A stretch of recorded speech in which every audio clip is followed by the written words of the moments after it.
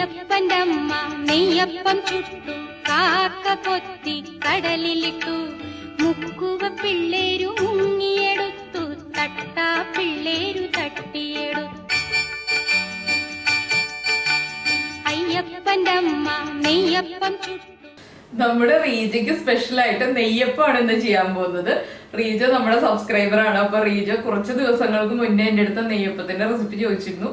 അപ്പോ സമയം കിട്ടിയത് ഇപ്പോഴാണ് കേട്ടോ, അതുകൊണ്ടാണ് ഇപ്പോൾ ചെയ്യുന്നത്.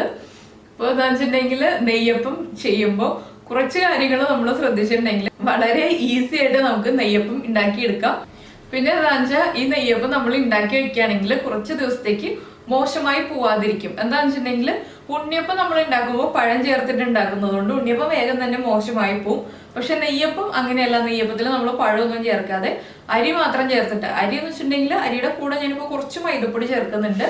എന്താ വെച്ചിട്ടുണ്ടെങ്കിൽ അരി മാത്രം ചേർത്തിട്ട് നമ്മൾ നെയ്യപ്പം ഉണ്ടാക്കുകയാണെങ്കിൽ നെയ്യപ്പം കുറച്ച് ഹാർഡായിരിക്കും. പക്ഷെ പണ്ട് നമ്മുടെ വീടുകളിലൊക്കെ ഉണ്ടാക്കിയത് നെയ്യപ്പം അരി മാത്രം ചേർത്തിട്ടായിരുന്നു. പക്ഷെ ഇപ്പൊ നമ്മള് നെയ്യപ്പം കഴിക്കുമ്പോൾ ഒരു കുറച്ച് സോഫ്റ്റ് ആയിട്ടുള്ള നെയ്യപ്പം കഴിക്കാനല്ലേ എല്ലാവർക്കും ഇഷ്ടം. അതുകൊണ്ടാണ് മൈദപ്പൊടി ചേർക്കുന്നത്. അത് ഓപ്ഷണലാണ്, ഒഴിവാക്കണമെങ്കിൽ ഒഴിവാക്കാം. ആ ഒരു പ്രോസസ്സൊക്കെ നമുക്ക് നെയ്യപ്പം ചെയ്യുമ്പോൾ പറയട്ടെ, എപ്പോഴാണ് ഒഴിവാക്കേണ്ടത് അല്ലെങ്കിൽ എപ്പോഴാണ് മൈദപ്പൊടി ചേർക്കേണ്ടത് എന്നുള്ളതൊക്കെ. പിന്നെ മധുരം ഞാൻ എപ്പോഴും പറയാറുള്ളത് പോലെ തന്നെ മീഡിയം മധുരം ഉണ്ടാവുള്ളൂ. എന്താണെന്ന് വെച്ചിട്ടുണ്ടെങ്കിൽ ഞാൻ ചെയ്യുന്ന എല്ലാ മധുരമുള്ള റെസിപ്പിയിലും പ്രത്യേകം പറയാറുണ്ട്, മീഡിയം മധുരം ഉണ്ടാവുള്ളൂ, അധികം മധുരം ചേർക്കാറില്ല. എല്ലാവർക്കും കഴിക്കണമല്ലോ. അപ്പൊ നമ്മുടെ വീട്ടില് ഷുഗർ ഉള്ള ആൾക്കാരൊക്കെ ഉള്ളത് കൊണ്ട് പ്രത്യേകിച്ചും ഞാൻ എപ്പോഴും മധുരം കുറച്ചേ ചേർക്കാറുള്ളൂ. അല്ലെങ്കിൽ എന്താ വെച്ചാൽ ഇവിടെ ഏറ്റവും കൂടുതൽ മധുരം കഴിക്കുന്നത് ഞാനും കിച്ചൂസ് അല്ല രാജുവേട്ടനാണ്. അതുകൊണ്ട് ഷുഗർ ഉള്ളതുകൊണ്ട് ആ ഒരു മീഡിയം മധുരം എന്ന് എപ്പോഴും പറയുന്നത് കേട്ടോ. അപ്പൊ നിങ്ങൾ വിചാരിക്കേണ്ടത് ഞാൻ എന്നാ എല്ലാ റെസിപ്പിയിലും മീഡിയം മധുരം എന്ന് പറയുന്നത്, അതിന്റെ കാരണം ഇതാണ്, ഷുഗർ ആണ്. അപ്പോൾ മധുരം കഴിക്കാതിരിക്കുമില്ല. പിന്നെ നമുക്ക് ചെയ്യാൻ പറ്റുന്നത് കുറച്ച് മധുരം ചേർക്കാന്നേ ഉള്ളൂ. അപ്പൊ നിങ്ങൾ ഉണ്ടാക്കുമ്പോൾ നിങ്ങളുടെ വീട്ടിലുള്ള ആളുകളുടെ പാകത്തിനനുസരിച്ച് മധുരം ചേർക്കുക. ഞാൻ ഈ പറയുന്ന അളവിലാണെങ്കിലും മീഡിയം മധുരം ഉണ്ടാവുള്ളൂ. അതപ്പോ എല്ലാവർക്കും കഴിക്കാൻ പറ്റുന്ന മധുരമാണ്. ഇപ്പൊ നമ്മുടെ വീട്ടിൽ പ്രായമായ ആളുകളൊക്കെ ഉണ്ടെങ്കിൽ, അവർക്ക് ഷുഗർ ഒക്കെ ഉണ്ടെങ്കിൽ അവർക്കും നമ്മൾ ഇതുപോലെയുള്ള പലഹാരങ്ങളൊക്കെ ഉണ്ടാക്കുമ്പോൾ ഒരു പ്രാവശ്യമെങ്കിലും ഒന്ന് ടേസ്റ്റ് ചെയ്യാൻ കൊടുക്കേണ്ടത്. അതിന് വേണ്ടിയിട്ടാണ് മീഡിയം മധുരം എന്ന് പ്രത്യേകം പറയുന്നത്. പിന്നെ കുട്ടികൾക്കാണെങ്കിൽ നമുക്ക് കുറച്ച് മധുരം കൂടുതൽ ചേർത്തിട്ടാണെങ്കിലും ഉണ്ടാക്കി കൊടുക്കാം. അപ്പൊ നമുക്ക് നമ്മുടെ ഈസിയും അതുപോലെ ടേസ്റ്റിയുമായിട്ടുള്ള ഈ സോഫ്റ്റ് നെയ്യപ്പം എങ്ങനെയാണ് ഉണ്ടാക്കാന്ന് നോക്കാം. സോഫ്റ്റ് നെയ്യപ്പം എന്ന് പറഞ്ഞാലും അരി ആയതുകൊണ്ട് എല്ലാവർക്കും പ്രത്യേകിച്ച് അറിയാം, അത്രയ്ക്ക് അങ്ങ് സോഫ്റ്റ് അല്ല, ഉണ്ണിയപ്പം പോലെ സോഫ്റ്റ് അല്ല, എങ്കിലും നെയ്യപ്പത്തിൻ്റെതായ ആ ഒരു സോഫ്റ്റ്നെസ് ഉണ്ട്. പിന്നെ അതിന്റെ ടൈമും കാര്യങ്ങളും എല്ലാം ഞാൻ കൃത്യമായിട്ട് വീഡിയോ ചെയ്യുമ്പോൾ പറഞ്ഞു തരാം. എന്താണെന്ന് വെച്ചാൽ നെയ്യപ്പത്തിൽ നമ്മൾ ശ്രദ്ധിക്കേണ്ടത് ടൈമും എണ്ണയുടെ ചൂടും നമ്മൾ എടുക്കുന്ന വെള്ളത്തിന്റെ അളവുമാണ്. ഇത്രയും കാര്യങ്ങൾ ശ്രദ്ധിച്ചിട്ടുണ്ടെങ്കിൽ എല്ലാവർക്കും പെർഫെക്റ്റ് ആയിട്ട് നെയ്യപ്പം ഉണ്ടാക്കി എടുക്കാൻ പറ്റും. അപ്പൊ നമുക്ക് എങ്ങനെയാണ് നമ്മുടെ നെയ്യപ്പം ഉണ്ടാക്കാൻ നോക്കാം.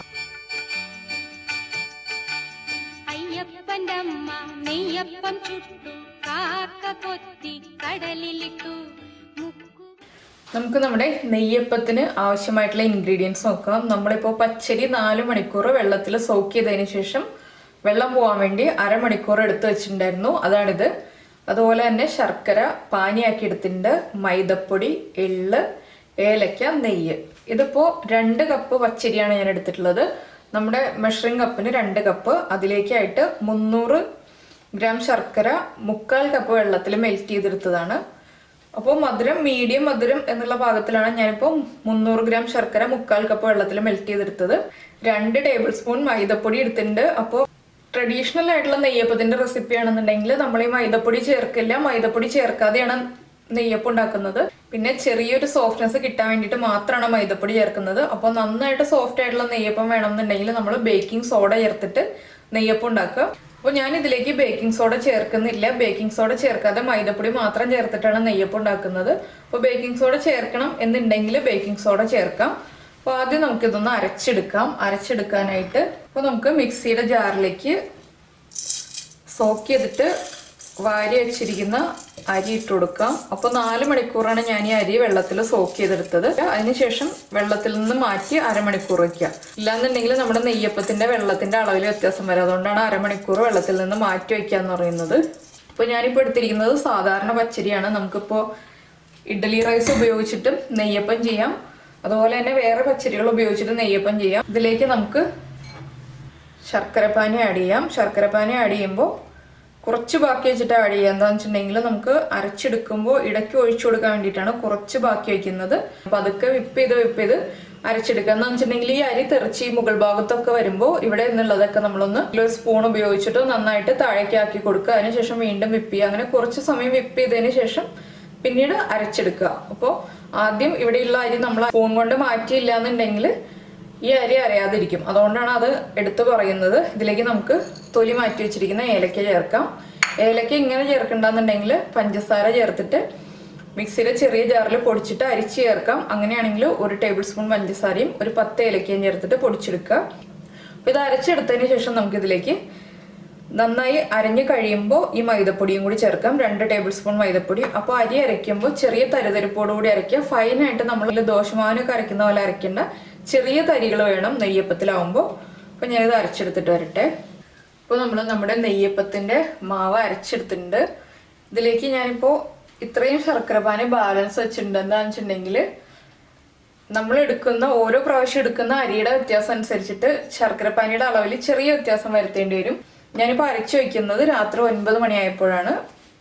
ഇതിന് ഒരു 14 മണിക്കൂറിന് ശേഷമാണ് നമ്മൾ നെയ്യപ്പം ഉണ്ടാക്കി എടുക്കുന്നത്. അത്രയും സമയം നമ്മൾ ഈ മാവ് റെസ്റ്റ് ചെയ്യാൻ വേണ്ടി വയ്ക്കും. അപ്പോൾ മിനിമം 12 മണിക്കൂർ വയ്ക്കുക, മാക്സിമം 14 മണിക്കൂർ വരെ. അപ്പോൾ എന്താണെന്ന് വെച്ചിട്ടുണ്ടെങ്കിൽ ഇപ്പോൾ തണുത്ത ക്ലൈമറ്റ് ആയതുകൊണ്ടാണ്, മഞ്ഞുകാലം ആയതുകൊണ്ടാണ് ഞാൻ 14 മണിക്കൂർ വയ്ക്കുന്നത്.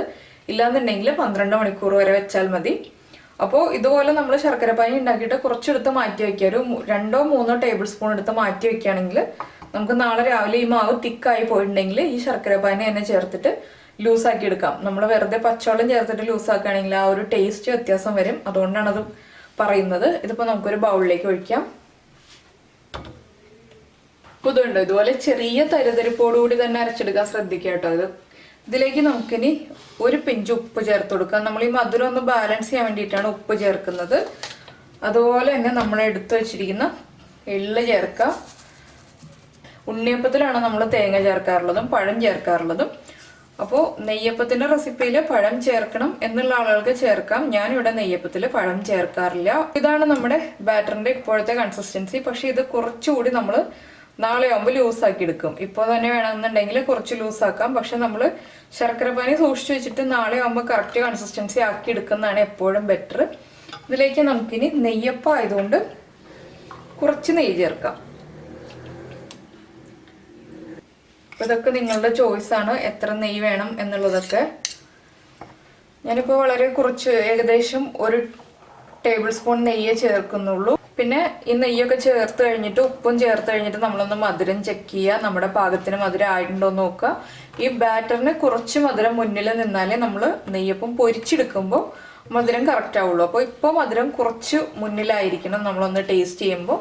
പിന്നെ ഞാനിപ്പം പറഞ്ഞല്ലോ 300 ഗ്രാം ശർക്കരയാണ് എടുത്തത്. അപ്പോൾ കൂടുതൽ മധുരം നെയ്യപ്പത്തിന് ആവശ്യമാണെങ്കിൽ ഒരു 325 ഗ്രാം വരെ ശർക്കര എടുക്കാം. ഇല്ലാന്നുണ്ടെങ്കിൽ ഓവറായിട്ട് അങ്ങ് ശർക്കരയുടെ അളവ് കൂടിപ്പോയിട്ടുണ്ടെങ്കിൽ നെയ്യപ്പം നമുക്ക് കഴിക്കാൻ പറ്റില്ല, മധുരം കൂടിയിട്ട്. അപ്പം ഇത്രയേ ഉള്ളൂ നമ്മുടെ നെയ്യപ്പത്തിൻ്റെ പ്രോസസ്സ്. നമുക്കിതിനെ അടച്ചു വെച്ചിട്ട് നാളെ നെയ്യപ്പം ചുട്ടെടുക്കാം. അപ്പോൾ നമ്മുടെ നെയ്യപ്പത്തിൻ്റെ മാവ് നമ്മൾ മിക്സ് ചെയ്ത് വെച്ചിട്ട് 14 മണിക്കൂറായി.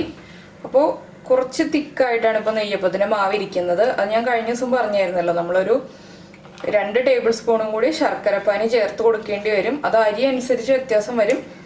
അപ്പോൾ ഈ അരിയിലും ഇഡ്ഡലി അരി ചെയ്യുന്ന പോലെ തന്നെ നമ്മൾ 2 ടേബിൾ സ്പൂണും കൂടി ശർക്കരപ്പാനി ചേർത്ത് കൊടുത്താലേ കറക്റ്റ് കൺസിസ്റ്റൻസി ആവുള്ളൂ മാവിൻ്റെ. അപ്പോൾ ഞാൻ കുറച്ച് ശർക്കരപ്പാനി ചേർക്കുകയാണ്. ഞാനപ്പോൾ ഇന്നലെ ഉണ്ടാക്കിയ ശർക്കരപ്പാനി എടുത്ത് വെച്ചിരുന്നതാണ്, അത് ഞാൻ പറഞ്ഞിരുന്നല്ലോ. അപ്പോൾ അതുപോലെ തന്നെ നമ്മൾ ചെയ്ത് വെക്കുകയാണെങ്കിൽ രാവിലെ തന്നെ ശർക്കരപ്പാനി ഉണ്ടാക്കി എടുക്കേണ്ട സമയമൊന്നും പോവില്ല നമുക്ക്. 2 ടേബിൾ സ്പൂൺ എന്ന് പറഞ്ഞെങ്കിലും ആദ്യമേ തന്നെ 2 ടേബിൾ സ്പൂൺ ഒഴിച്ചിട്ട് മിക്സ് ചെയ്യാതിരിക്കുക. എന്താണെന്ന് വെച്ചാൽ ചിലപ്പോൾ കൂടി പോകരുതല്ലോ, അതുകൊണ്ടാണ് ഞാൻ കുറച്ചായിട്ട് ചേർക്കുന്നത്.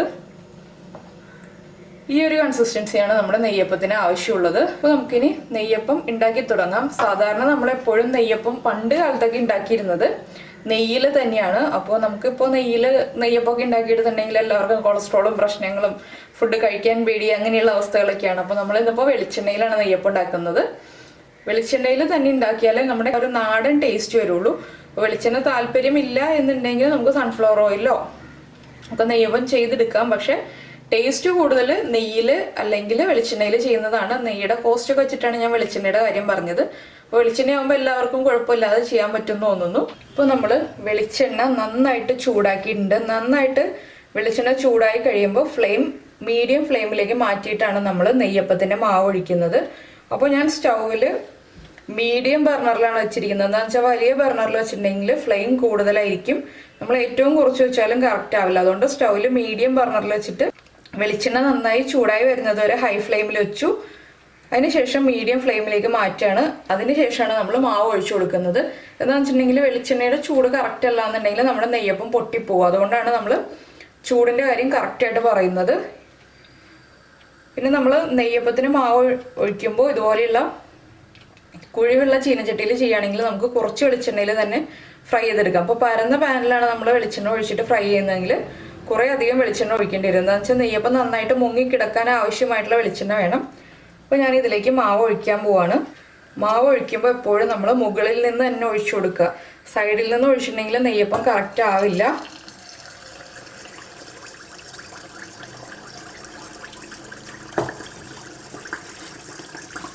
ഇനി നെയ്യപ്പം പൊങ്ങി വരുന്നത് വരെ നമ്മളിത് ഇളക്കുകയോ ഒന്നും ചെയ്യരുത്, ഇതുപോലെ തന്നെ വയ്ക്കുക.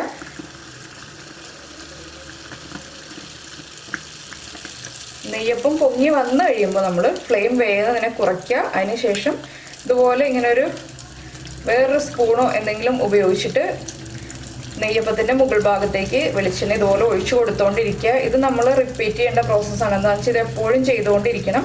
നെയ്യപ്പത്തിൻ്റെ ഇൻസൈഡ് കുക്കാവാൻ വേണ്ടിയിട്ടാണ് നമ്മൾ ഫ്ലെയിം കുറച്ച് വയ്ക്കുന്നത്. അടുത്ത സൈഡും തിരിച്ചിട്ടിട്ട് ഇതുപോലെ തന്നെ വീണ്ടും റിപ്പീറ്റ് ചെയ്യുക. ഇത് രണ്ട് സൈഡും ഒരുപോലെ കുക്കായി വരുന്നത് വരെ നമ്മളിതുപോലെ എണ്ണ ഒഴിച്ചു കൊടുത്തുകൊണ്ടിരിക്കുക. അപ്പോൾ നമ്മൾ ഉണ്ണിയപ്പം ചെയ്യുന്നതിൽ നിന്ന് വ്യത്യസ്തമായിട്ട് നെയ്യപ്പത്തിൻ്റെ ഒരു പ്രത്യേകത എന്താണെന്ന് വെച്ചിട്ടുണ്ടെങ്കിൽ ഈ ഒരു പ്രോസസ്സ് നമ്മൾ ചെയ്തില്ല എന്നുണ്ടെങ്കിൽ നെയ്യപ്പം രണ്ട് സൈഡും ഒരുപോലെ തന്നെ ആവില്ല. അതുകൊണ്ടാണ് ഇത് പ്രത്യേകിച്ച് ശ്രദ്ധിക്കേണ്ടത്. പിന്നെ ഉണ്ണിയപ്പം ചെയ്യുന്ന പോലെ ഏറ്റവും എളുപ്പത്തിൽ ചെയ്യാൻ പറ്റിയ റെസിപ്പി അല്ല നെയ്യപ്പം. ഇതുപോലെ കുറച്ച് കാര്യങ്ങൾ ശ്രദ്ധിക്കാനുണ്ട്.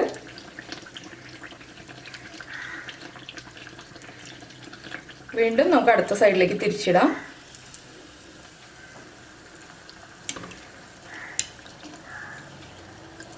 ഇതെപ്പോഴും ലോ ഫ്ലെയിമിൽ തന്നെ വയ്ക്കുക. നമ്മൾ ധൃതി കൂടിയിട്ട് നെയ്യപ്പം ഉണ്ടാക്കാൻ പറ്റില്ല. ധൃതി കൂട്ടിയിട്ടുണ്ടെങ്കിൽ നെയ്യപ്പത്തിൻ്റെ ഇൻസൈഡ് കുക്കാവില്ല. പുറം ഭാഗം നന്നായിട്ട് മുരിഞ്ഞു വരും, പക്ഷെ ഇൻസൈഡ് ആ ഒരു മാവിൻ്റെ ആ പച്ച ഇതായിട്ട് തന്നെ നിൽക്കും. അതുകൊണ്ടാണ് ശ്രദ്ധിക്കുക എന്ന് പറയുന്നത്. ബേക്കിംഗ് സോഡ ചേർക്കുകയാണെങ്കിൽ കൂടുതൽ സോഫ്റ്റ് ആയി കിട്ടും. അപ്പോൾ ഞാൻ ഇതുവരെ ബേക്കിംഗ് സോഡ ചേർത്തിട്ട് ഉണ്ടാക്കിയിട്ടില്ല. അപ്പോൾ എത്ര സമയം വയ്ക്കണം എന്നുള്ളത് കറക്റ്റ് എനിക്കറിയില്ല. അതുകൊണ്ടാണ് ഞാൻ അതിൻ്റെ കണക്ക് പറഞ്ഞു തരാത്തത്. ഇത്രയും സമയം വെക്കേണ്ടി വരില്ല. ഈ 10 മണിക്കൂർ 12 മണിക്കൂറൊന്നും വെക്കേണ്ടി വരില്ല. അപ്പോൾ നമ്മുടെ ഒരു നെയ്യപ്പം റെഡി ആയി കഴിഞ്ഞു. ഇത് കണ്ടോ, സൈഡൊക്കെ കറക്റ്റായിട്ട് മൊരിഞ്ഞു വന്നിട്ടുണ്ട്. ഇത് ഞാൻ പൊട്ടിച്ച് പിന്നീട് കാണിച്ചു തരാം. എന്താണെന്ന് വെച്ചിട്ടുണ്ടെങ്കിൽ ചൂടാണ്, കൈ പൊള്ളും.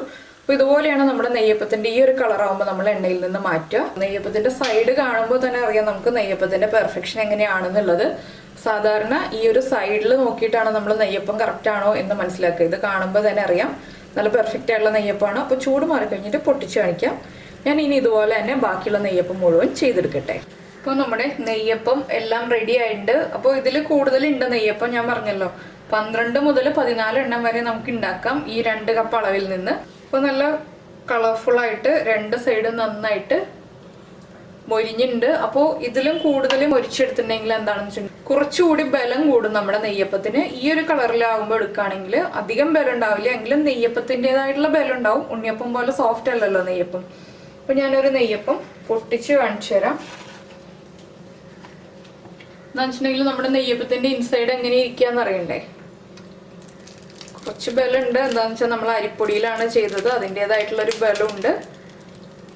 കണ്ടോ, ഇതുപോലെയാണ് നമ്മുടെ നെയ്യപ്പത്തിന്റെ ഇൻസൈഡ് ഇരിക്കുന്നത്. പിന്നീടുള്ള കാര്യങ്ങളൊക്കെ നിങ്ങളുടെ ഇഷ്ടം പോലെ, തേങ്ങ കൊത്ത് ചേർക്കണോ എങ്ങനെയാണെന്നുള്ളതൊക്കെ. പക്ഷെ ട്രഡീഷണൽ നെയ്യപ്പം എന്ന് പറഞ്ഞപ്പോൾ ഞാൻ പറഞ്ഞില്ലേ, ഇതുപോലെ തന്നെയാണ് നമ്മുടെ ട്രഡീഷണൽ നെയ്യപ്പം. നമ്മൾ മൈദപ്പൊടി ചേർക്കില്ല എന്നേ ഉള്ളൂ. അപ്പോൾ എല്ലാവരും എന്തായാലും നെയ്യപ്പമൊക്കെ ഉണ്ടാക്കി കഴിച്ചതിന് ശേഷം ഫീഡ്ബാക്ക് അറിയിക്കുക. അതുപോലെ തന്നെ ലൈക്ക് ചെയ്യുക, ഷെയർ ചെയ്യുക, കമൻറ്റ് ചെയ്യുക. സബ്സ്ക്രൈബ് ചെയ്യാത്ത ആളുകൾ സബ്സ്ക്രൈബ് ചെയ്യുക. നമുക്ക് നമ്മുടെ അടുത്ത റെസിപ്പിയുമായിട്ട് അടുത്ത ദിവസം കാണാം. ബൈ.